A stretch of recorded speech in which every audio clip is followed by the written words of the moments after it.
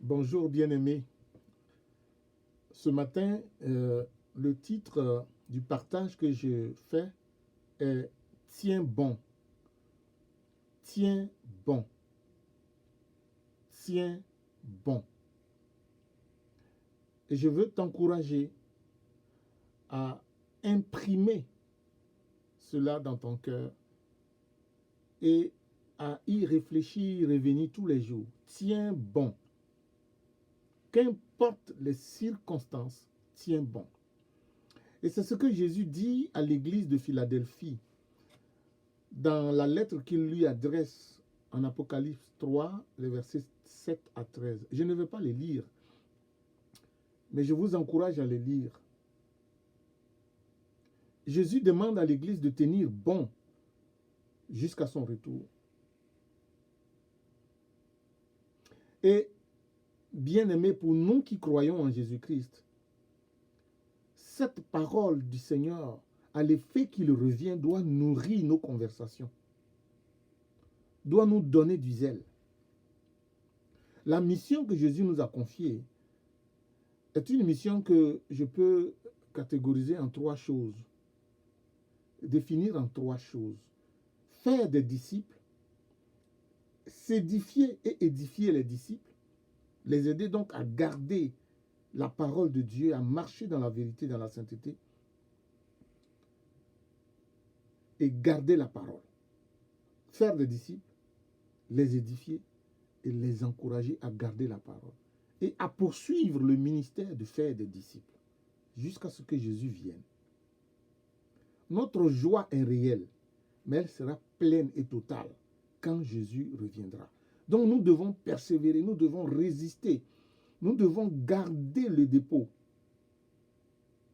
faire tout en notre possible pour que personne ne nous vole cette couronne et dont je vais parler à la fin. Donc c'est le message essentiel que Jésus adresse à l'Église. Et je voudrais donc partager quelques points très rapidement. Je ne vais pas entrer dans tous les points que nous pouvons trouver dans ce texte, mais je vais en partager quelques-uns. Peut-être deux ou trois.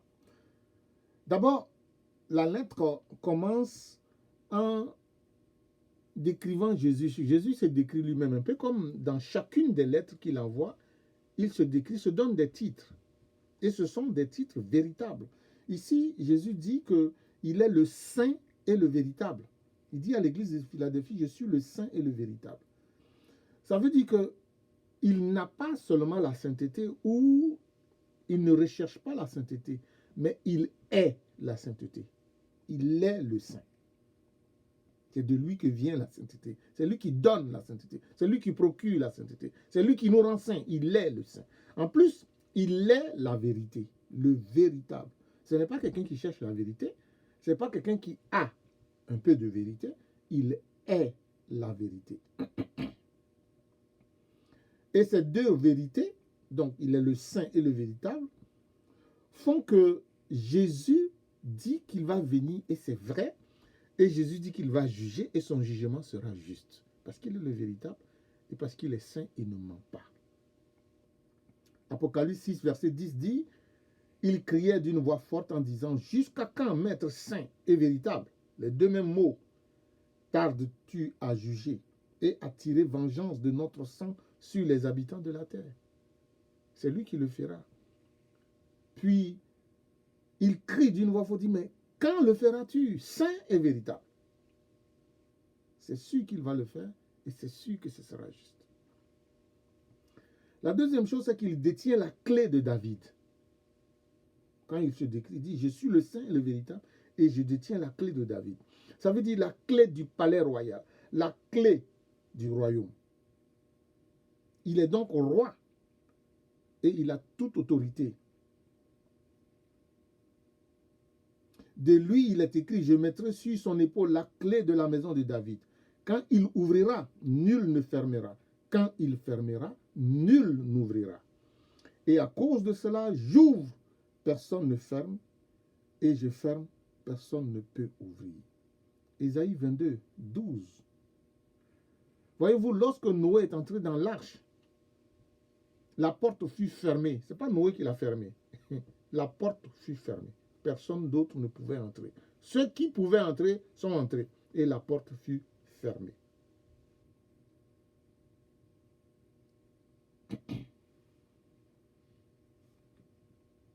Vous pouvez lire ça dans Genèse 7, verset 16b.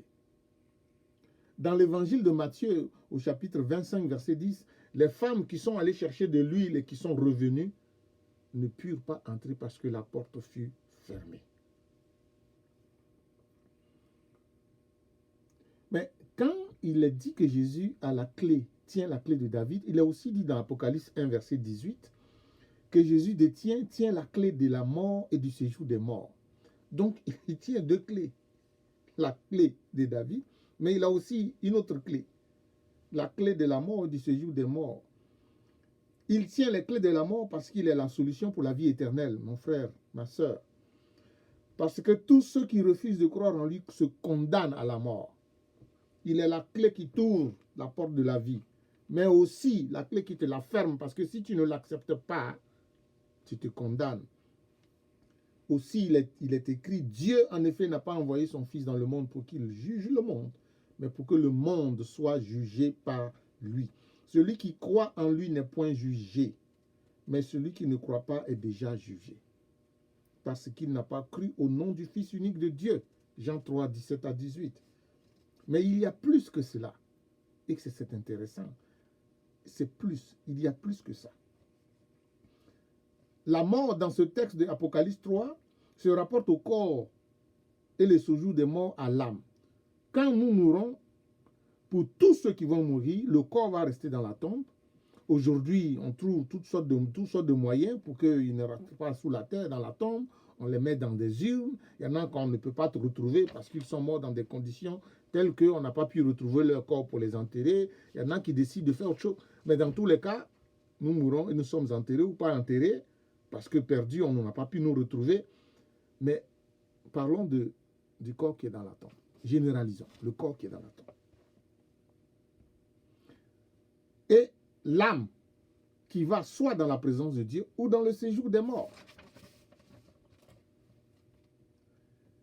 Quand Jésus dit qu'il tient la clé de la mort et du séjour des morts, il est en train de dire que tous ceux qui meurent en Jésus-Christ, leur corps va ressusciter. Il a la clé pour ouvrir, pour les ressusciter et réunir leur corps à leur âme, pour les faire entrer dans la présence de l'Éternel. Mais pour ceux qui n'auront pas cru, leur corps va ressusciter pour les rejoindre dans le séjour des morts.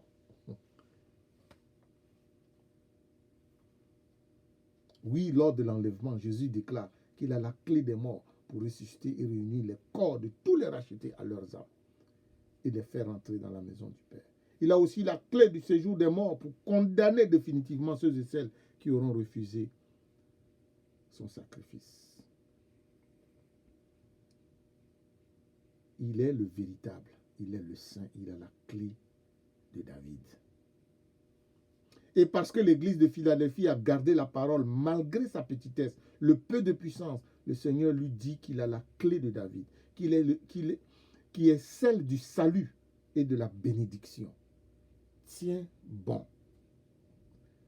Christ t'invite donc à tenir bon parce que le temps n'est pas encore arrivé. Il doit tenir bon, tu dois tenir bon, non seulement pour toi-même, afin de te garder pur toujours, mais tu dois tenir bon pour que d'autres sortent de la mort et du séjour des morts pour entrer dans la présence de Dieu. Tu dois tenir bon dans la mission. La porte ouverte, ce n'est pas une porte pour le plaisir, pour la jouissance, mais une porte ouverte pour le rachat, pour la mission rédemptrice. Bien-aimés, ceux et celles qui marchent dans la vérité et la sainteté représentaient au moment où Jésus parlait, où la lettre était adressée à l'église de Philadelphie, une très faible proportion de la population de l'époque.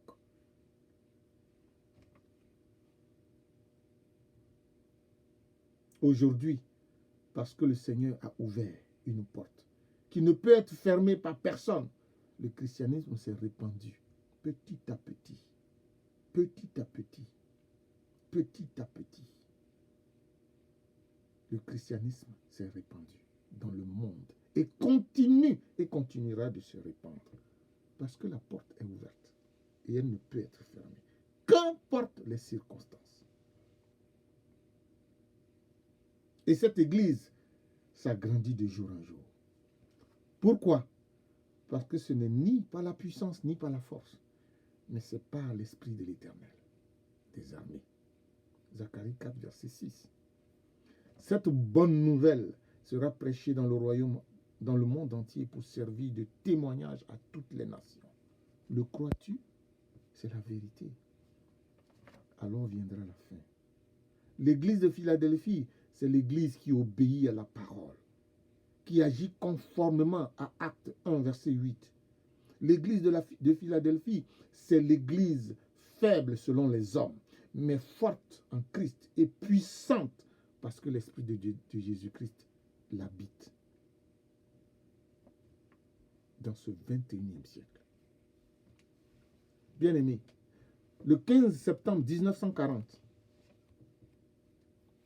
il y a 80 ans de cela, Winston Churchill a prononcé une phrase historique.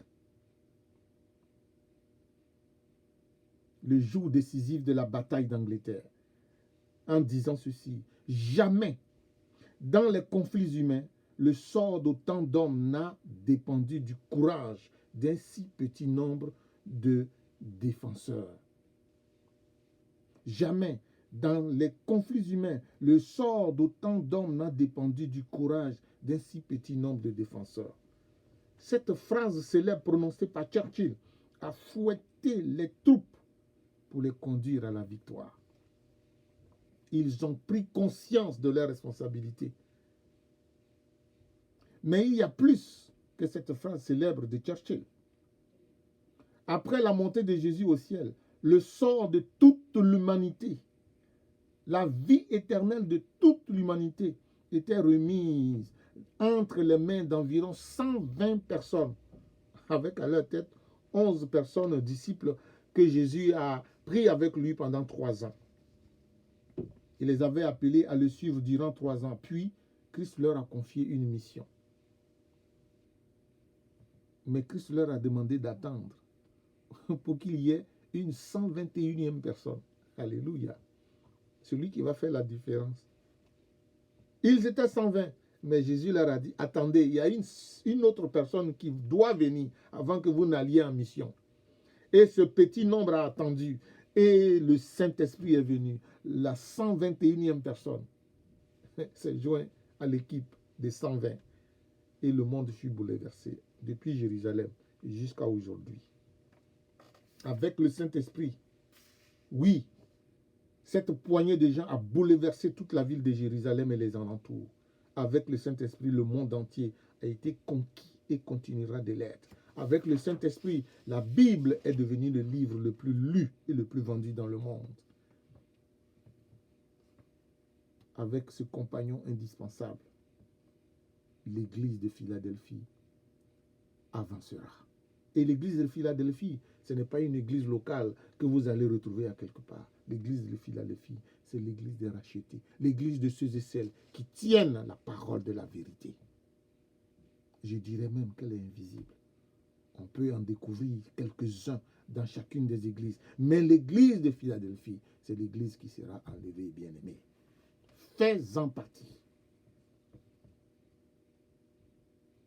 Aujourd'hui encore, le sort de beaucoup de perdus se trouve entre les mains d'une minorité qui ne regarde pas à la faiblesse de ses moyens, mais à la parole de Dieu et à la puissance du Saint-Esprit. La porte est encore ouverte et elle est toujours ouverte jusqu'au jour où le Seigneur se lèvera.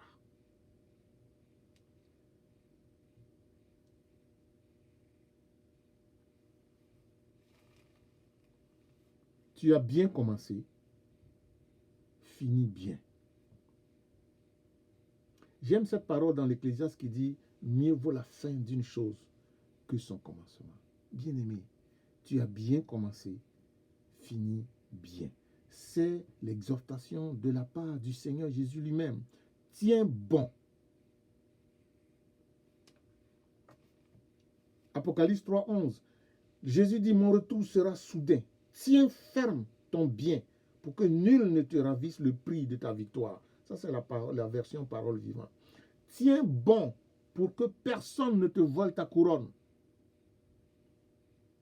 Une couronne est attachée à ce que tu as. Si tu perds ce que tu as, tu perds ta couronne. Tiens bon. Le mot couronne ici dans le texte de Apocalypse 3 signifie la couronne du vainqueur. Stéphanos en grec. Plutôt que la couronne royale, diadéma. Donc, tiens bon pour recevoir ton Stéphanos. Parce que le diadéma appartient au roi. Alléluia. Le Stéphanos est pour toi. Tiens bon pour le recevoir. Voyez-vous, aucun homme n'aime attendre longtemps sans se décourager. Surtout quand il doit attendre dans la souffrance et non dans la paix. Le monde actuel est injuste et nous pousse à remettre en question ce que nous faisons, nous les justes. À quoi cela sert-il d'être juste pendant que les injustes prospèrent et cela coule douce allègrement? Tiens bon, tiens bon. Et ne promène pas tes regards sur la jouissance des injustes. Leur temps arrive et ton temps aussi arrive. Il rira bien qui rira le dernier, nous disent les gens dans le monde. Tiens bon. David a posé cette même question concernant les injustes et je t'invite à lire le psaume 73 où il commence en disant que Dieu est bon pour Israël, mais il a failli glisser.